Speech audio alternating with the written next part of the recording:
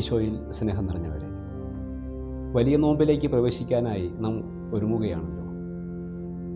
ദനഹാകാലത്തിലെ അവസാന വെള്ളി നോമ്പിലേക്ക് കടക്കുന്ന ഒരു പ്രധാന കവാടമായി നിലകൊള്ളുന്നു. ദനഹാകാലത്തിലെ അവസാന വെള്ളിയിലാണല്ലോ നാം സകല മരിച്ചവരെയും അനുസ്മരിക്കുന്നത്. നമുക്കറിയാം, എല്ലാ വെള്ളിയാഴ്ചകളും ദുഃഖവെള്ളിയുടെ കൊച്ചു കൊച്ചു പതിപ്പുകളാണ്. നമ്മുടെ രക്ഷയ്ക്ക് വേണ്ടി ഈശോ കുരിശിൽ പീഡകൾ സഹിച്ച് മരിച്ചതിനെ നാം എല്ലാ വെള്ളിയാഴ്ചകളിലും അനുസ്മരിക്കുന്നു. ഈശോയോടൊപ്പം തങ്ങളുടെ ജീവിതത്തിലും ആത്മാവിലും പീഡകളെയും സഹനങ്ങളെയും മറ്റുള്ളവരുടെ രക്ഷയ്ക്ക് വേണ്ടി സന്തോഷത്തോടെ സ്വീകരിച്ച വിശുദ്ധരെയും രക്തസാക്ഷികളെയും അനുസ്മരിക്കാൻ വേണ്ടിയിട്ടാണ് നാം മറ്റുള്ള എല്ലാ വെള്ളിയാഴ്ചകളും ആരാധനാക്രമ വത്സരത്തിൽ മാറ്റിവെച്ചിരിക്കുന്നത്. ഇപ്രകാരം ദനഹാകാലത്തിലെ അവസാന വെള്ളിയിൽ നാം നമ്മുടെ പൂർവികരെ അനുസ്മരിച്ച് നോമ്പിലേക്ക് ആഘോഷമായിട്ട് പ്രവേശിക്കുകയാണ്. ദനഹാകാലത്തിലെ അവസാന വെള്ളിയിൽ നമ്മുടെ പൂർവികരെ, മരിച്ച വിശ്വാസികളെ അനുസ്മരിക്കുന്നതിനായി 2 കാരണങ്ങളാണ് തിരുസഭ ചൂണ്ടിക്കാണിക്കുന്നത്. ഒന്ന്, അവർ വിശ്വാസ ജീവിതത്തിൽ നമുക്ക് മാർഗദീപങ്ങളായി, വഴിവെളിച്ചങ്ങളായിട്ട് നിന്നവരാണ്. അവരുടെ വിശ്വാസ മാതൃക പിന്തുടർന്നാണ് ക്രൈസ്തവ വിശ്വാസത്തിൽ നാം മുന്നേറുന്നത്. അതുകൊണ്ട് തന്നെ പ്രായശ്ചിത്തത്തിൻ്റെയും പശ്ചാത്താപത്തിൻ്റെയും ദിനങ്ങളിലേക്ക്, നോമ്പിലേക്ക് പ്രവേശിക്കുമ്പോൾ നമ്മുടെ പൂർവികരെ അനുസ്മരിച്ച് അവരുടെ ഉദാത്തമായ മാതൃക പിന്തുടരുന്നതിന് വേണ്ടിയിട്ടാണ് നാം ദനഹാകാലത്തിലെ അവസാന വെള്ളിയിൽ അവരെ അനുസ്മരിക്കുന്നത്.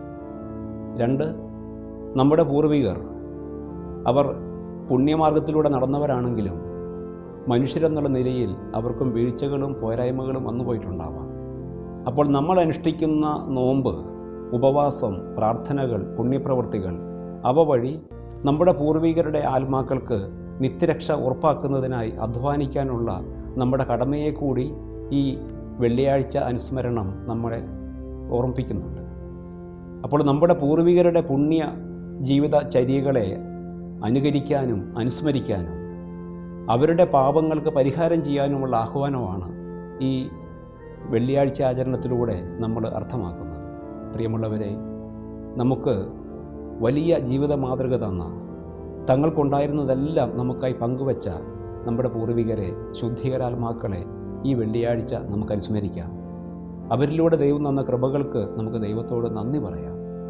അതുപോലെ തന്നെ അവരുടെ ആത്മശാന്തിക്കായി, നിത്യരക്ഷയ്ക്കായിട്ട് നമുക്ക് പ്രാർത്ഥിക്കാം. നമ്മുടെ ഭാരതീയ പാരമ്പര്യത്തിൽ, പശ്ചാത്തലത്തിൽ മരണമടഞ്ഞ് ഈ ലോകത്തിൽ നിന്ന് വേർപെട്ടു പോയവരെ വിളിക്കുന്നത് വാങ്ങിപ്പോയവരെന്നാണ്. ഒത്തിരിയേറെ ആഴമേറിയ അർത്ഥമുള്ളൊരു പ്രയോഗമാണ് വാങ്ങിപ്പോയവർ. ഈ ഭൂമിയിലെ സകല അധ്വാനങ്ങളിലൂടെയും കഷ്ടപ്പാടുകളിലൂടെയും കടന്ന് തങ്ങളുടെ അധ്വാനത്തിന് പ്രതിഫലം വാങ്ങിപ്പോയവരെന്നാണ് അതിൻ്റെ ഒന്നാമത്തെ അർത്ഥം. പൗരസ്ത്യ എത്ര ആത്മവിശ്വാസത്തോടെയാണ് പറയുന്നത്, ഞാൻ നല്ല ഓട്ടം ഓടി, എൻ്റെ വിശ്വാസം ഞാൻ സംരക്ഷിച്ചു, അതിനാൽ നീതിമാനായ കർത്താവ് നീതിയുടെ കിരീടം എനിക്ക് നൽകും.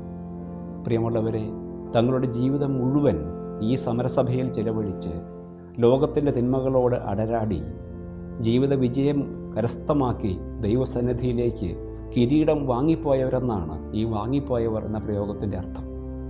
അതിൻ്റെ രണ്ടാമത്തെ അർത്ഥം അതിലും മനോഹരമാണ്. നമ്മളെല്ലാം ഭക്ഷണ പദാർത്ഥങ്ങൾ ഇഷ്ടപ്പെടുന്നവരാണ്.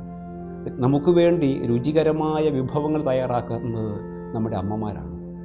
ലോകത്തിലെ മറ്റൊരു ഷെഫിനും അവകാശപ്പെടാനാവാത്ത രുചി വൈവിധ്യം, നമ്മുടെ ഹൃദയത്തെയും ആത്മാവിനെയും കീഴടക്കാനുള്ള കൈപുണ്യം നമ്മുടെ അമ്മമാർക്കുണ്ട്.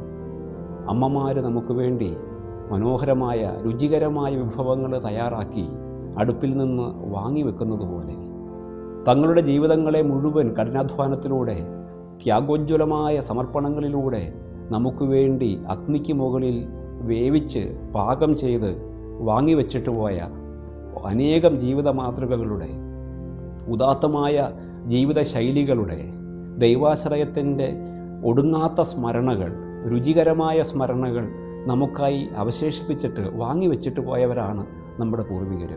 ഈ ഓർമ്മയിലാണ് അവരെ വാങ്ങിപ്പോയവരെന്ന് വിളിക്കുന്നത്.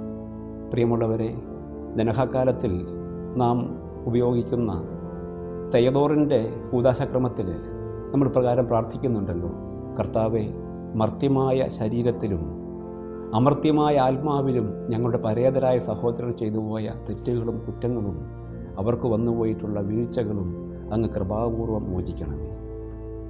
നെസ്തോറീസിൻ്റെ അനോഫറയിലും മനോഹരമായ ഒരു അനുസ്മരണമുണ്ട്. കർത്താവെ, സത്യവിശ്വാസത്തോടെ ഈ ലോകത്തിൽ നിന്ന് അങ്ങയുടെ പക്കലേക്ക് എത്തിയിരിക്കുന്ന മരിച്ച വിശ്വാസികളെ അങ്ങ് ഓർക്കണമേ. അവരുടെ നാമങ്ങൾ അങ്ങ് ഓർമ്മിക്കുന്നുവല്ലോ. പ്രിയമുള്ളവരെ, മരിച്ച സകലരും ദൈവസന്നിധിയിലാണ്, ദൈവകാരുണ്യത്തിലാണ്, ദൈവത്തിൻ്റെ സ്മരണകളിലാണ്. വലിയ നോമ്പിലേക്ക് പ്രവേശിക്കാൻ വേണ്ടി ഒരുങ്ങുമ്പോൾ നമ്മുടെ സകല പൂർവികരെയും നമുക്ക് ഓർക്കാം. വിശ്വാസ ജീവിതത്തിൽ നമുക്ക് വഴികാട്ടികളായ അവരിലൂടെ ദൈവം തന്ന സകല കൃപകൾക്കും നമുക്ക് നന്ദി പറയാം. മനുഷ്യരെന്നുള്ള നിലയിൽ അവർക്ക് വന്നുപോയിട്ടുള്ള കൊച്ചു കൊച്ചു കുറവുകൾക്ക് നമ്മുടെ പ്രാർത്ഥനകൾ വഴി, നമ്മുടെ പുണ്യപ്രവർത്തികൾ വഴി പരിഹാരം ചെയ്യാനായി നമുക്ക് പരിശ്രമിക്കാം. ഈ നോമ്പുകാലത്ത് ദൈവം നമ്മെ സമൃദ്ധമായിട്ട് അനുഗ്രഹിക്കട്ടെ.